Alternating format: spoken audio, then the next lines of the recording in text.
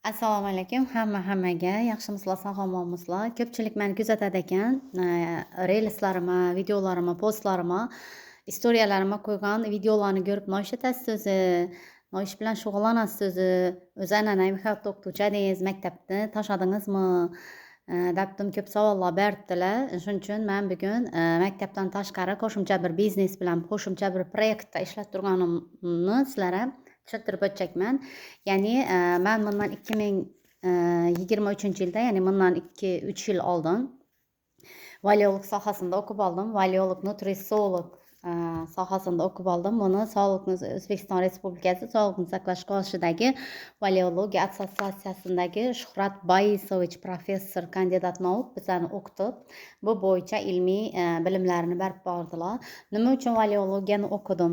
Valiolog nutrisolog nima uchun bo'ldim? Chunki bugungi kunda O'zbekiston ahlida kasalliklar bo'yicha kelib chiqib turgan kasalliklar inson salomatligida ximikatni, attechniy dori, ukol tabletkalarsiz, antibiotiklarsiz O'zbekiston xalqini, O'zbekiston aholisini tabiiy ravishda badlar girib kelishni boshladi.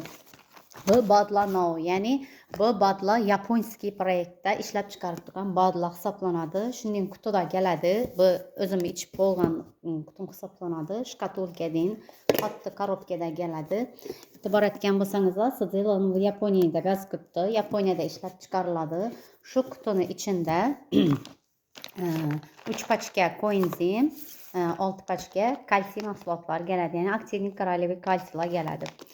Endi bu mahsulotlarni ishlatadi, novi ishlar qiladi desangizlar, bu mahsulot aktiv mikroliy kalsiy Yaponiyaning Okinawa degan dengizini tubidan ana shu marjonlardan olinadi. Bu marjonlarning yoshi 50 ming yildan.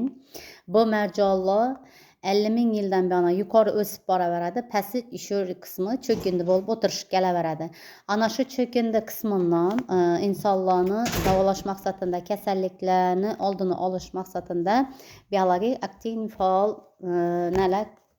ishlab chiqariladi.